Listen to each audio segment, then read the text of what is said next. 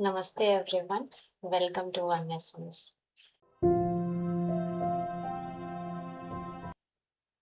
एक क्लाइंट ने मुझे कांटेक्ट किया और उनका सबसे बड़ा प्रॉब्लम था कि उन्हें नींद सही समय पे नहीं आती थी। उन्होंने बहुत सारी थेरेपीज, चेकअप सब करवाया था, बहुत सारा माइंडसेट चेंज टेक्निक्स भी अप्लाई की थी, आउटसाइड ट्रांसफॉर्मेटिव टेक्निक्स भी अप्लाई की थी, लेकिन उनका नींद का जो पैटर्न था, अभी भी उन्हें सुबह के 4 बजे तक नींद आती थी।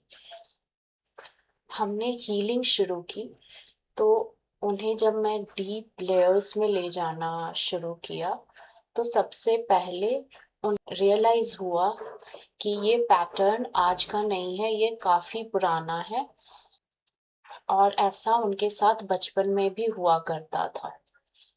फिर और जब मैं उन्हें डीप लेते गई, तो उनको विजन्स में उन्हें बचपन की चीजें दिखने लगी और उसमें पर्टिकुलरली जब वो 1-2 साल की थी, उस टाइम का उन्हें अवेयरनेस में आना शुरू हुआ कि उसे बचपन में लगातार एक सपना आया करता था कि वो एक छोटी सी बच्ची है और वो एक फैक्ट्री में भाग रही है। उसके अंदर बहुत ज्यादा डर है, उसके अंदर बहुत डेस्परेशन है, रेस्टलेसनेस है और उसको कोई सुन नहीं पा रहा है।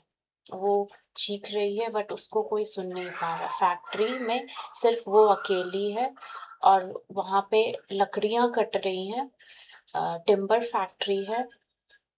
जब जब और थोड़ा डीपर ले गए कि और ऐसा पैटर्न कहीं था, तो उनके विजन में आया कि जब वो छोटी थी तो बच्चों का थर्ड आई या अदर सेंसेस काफी एक्टिव होते हैं, तो उससे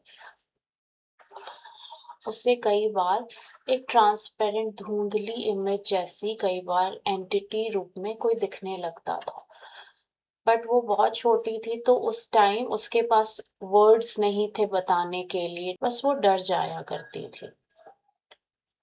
ऐसा चलता रहा और उसके मन में ये डर बैठा और ये काफी दिनों तक ये डर उसकी पर्सनालिटी का पार्ट बन गया। हालांकि उस एंटिटी से को फील करो कि उसकी वाइब्रेशन कैसी है एंड उस प्रेजेंस में आपको कैसा फील हो रहा है।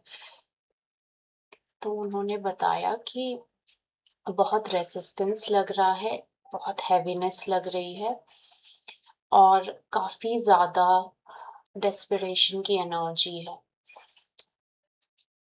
फिर मैंने बोला कि आप ट्राई करें आइडेंटिफाई करने का कि क्या आप इन्हें पहचानते हैं।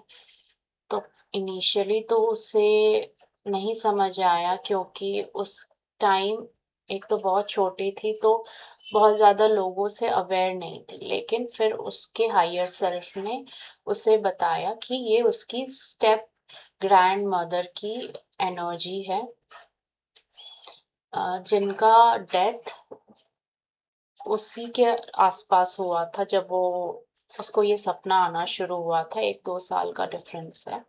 वो एक ही बार उनसे मिली थी बट उस टाइम वो बहुत छोटी थी, 1 साल भी नहीं हुआ था उसका।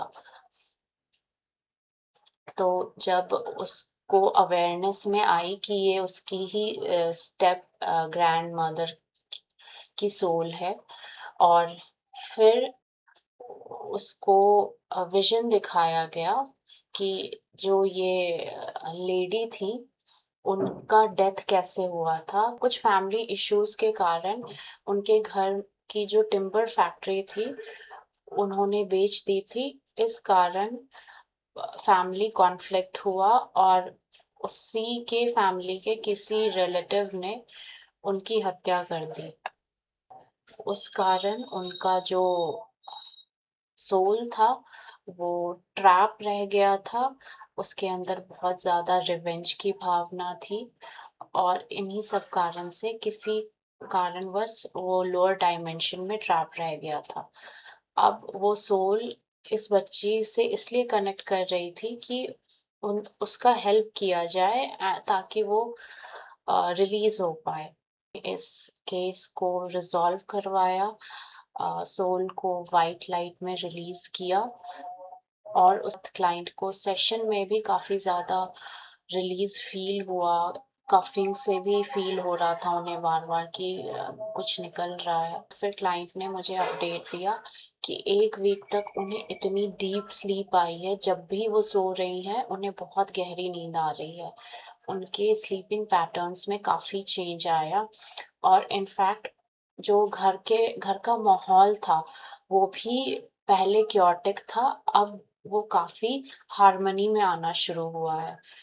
कई बार हमारे लाइफ के सिंपल प्रॉब्लम्स भी बहुत डीपर लेयर्स से आते रहते हैं और हर का जो हीलिंग है वो बहुत यूनिक होता है। किसी पर्सन की हीलिंग सेशन में एंटिटी का प्रेजेंस आ जाता है, कई बार किसी का कोई पास्ट लाइफ का इशू रहता है, किसी का जस्ट एस्ट्रल लेवल इम्बैलेंस रहता है, किसी की कॉजल बॉडी में इम्बैलेंस रहता है, या फिर किसी का जस्ट माइंड ओवर एक्टिव है।